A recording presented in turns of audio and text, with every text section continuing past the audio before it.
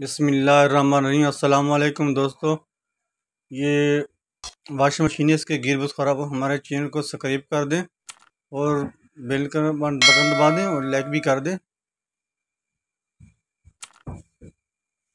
इसका gear box ख़राब था, हमने गियर बॉक्स निकाल दिया।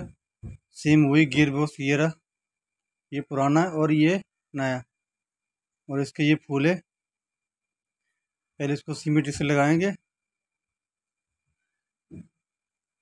अब इसको ऊपर गियर बॉक्स ये लगा देंगे। इसके 4 नट बोल्ट होते हैं।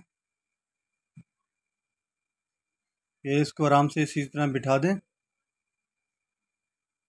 बिठाने के बाद ये 4 स्क्रू इसके होते हैं, ये टाइट कर दें। ये आसान तरीका है लगाने का, मुश्किल नहीं है। हमने इसकी बॉडी का ऊपर वाला कवर नहीं होता खोला, आसानी से हमारा नट बोल्ट ये खुल गया।